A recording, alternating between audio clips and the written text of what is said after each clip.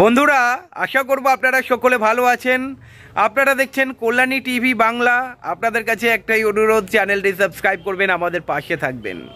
আমরা দেখতে পাচ্ছি বামেদের প্রচারে, যেখানেই বামেদের প্রচার হচ্ছে, বিভিন্ন দিকে মীনাক্ষী মুখার্জিকে কাজে লাগানো হচ্ছে।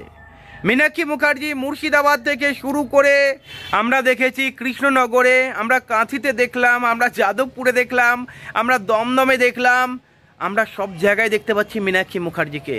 মানুষ দেখার জন্যে অপেক্ষা করছে কখন মীনাক্ষী মুখার্জি স্টেজে উঠবেন, একটা কথা ওনার মুখ থেকে শুনবেন। তবে এই মীনাক্ষী মুখার্জিকে কি বামেরা এবারে প্রার্থী করবে? সম্ভাবনা রয়েছে। এখনো পর্যন্ত কিন্তু অনেক কেন্দ্রে প্রার্থী ঘোষণা বাকি রয়েছে। দেখার বিষয় মীনাক্ষী মুখার্জিকে প্রার্থী করে কিনা। তবে শতরূপ ঘোষকেও কিন্তু কথা চলছে, ব্যারাকপুর লোকসভা কেন্দ্র থেকে ওনার নামটা উঠে আসছে। তবে আপনারা জানেন এর দৌড়ে কিন্তু ব্যারাকপুর লোকসভা কেন্দ্র থেকে গার্গী চ্যাটার্জির নামও কিন্তু ফেলে দেওয়া যায় না। গার্গী চ্যাটার্জি কিন্তু দাঁড়াতে পারে। দেখা যাক শতরূপ ঘোষ না গার্গী চ্যাটার্জি দাঁড়ায়। তবে ভেতরকার খবর যেটা আমরা পেয়েছি, এবারে বোধহয় শতরূপ ঘোষ এবং মীনাক্ষী মুখার্জিকে প্রচারে কাজে লাগাবে।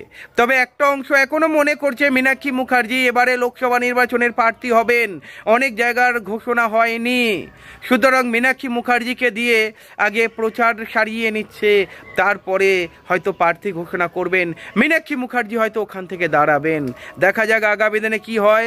তবে আরেকটা মহলের ধারণা হচ্ছে মীনাক্ষী মুখার্জিকে দাঁড় করাবেন না। বাই চান্স যদি মীনাক্ষী মুখার্জি হেরে যান, তাহলে কিন্তু যেই কনফিডেন্ট, যেই আত্মবিশ্বাস মীনাক্ষী মুখার্জির রয়েছে, সেই আত্মবিশ্বাস কমে যেতে পারে। যার ফলে শোনা যাচ্ছে নাও দাঁড় করাতে পারেন, ওনাকে বিধানসভার জন্য রেখে দিতে পারে। দেখা যাক। মীনাক্ষী মুখার্জির প্রচার আমরা দেখতে পাচ্ছি বিভিন্ন দিকে, বামেদের প্রচার দেখতে পাচ্ছি, মানুষের সাড়া দেখতে পাচ্ছি।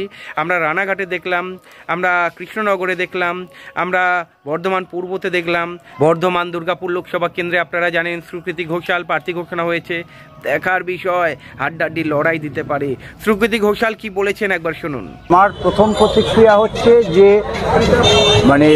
এই যে লড়াই, দেশ বাঁচানোর লড়াই, তৃণমূল বিজেপির বিরুদ্ধে বাম এবং ধর্মনিরপেক্ষ দলগুলিকে একত্রিত করে, সেই মানুষগুলোকে একত্রিত করে যে লড়াইয়ের জন্য এখানে পার্টি যে সিদ্ধান্ত নিয়েছে এবং আমাকে এখানে পার্টি নির্বাচনে দাঁড়ানোর জন্য, এটা আমার ব্যক্তিগত তো কিছু ব্যাপার নয়। অন্য দলের মধ্যে যেমন দক্ষিণপন্থী দলগুলো থেকে দাঁড়ালো, তার হচ্ছে ব্যক্তিগত আখের গোছানোর জন্য, কিন্তু আমাদের বামপন্থী দলেতে তা হয় না।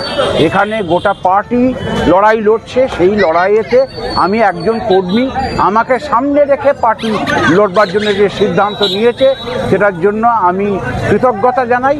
তবে এখানে আমার ব্যক্তিগত কিছু বক্তব্য কিছু নেই। আমার বক্তব্য একটাই, যে আমার পার্টি কর্মীরা, যে অসংখ্য কর্মীরা বিভিন্ন জায়গাতে, যে একটা লোকসভা কেন্দ্র হচ্ছে 7টা বিধানসভা কেন্দ্র এখানে আছে, সে 7টা বিধানসভা কেন্দ্রতে অসংখ্য গ্রাম আছে, অসংখ্য বিভিন্ন চরিত্রের জায়গা আছে।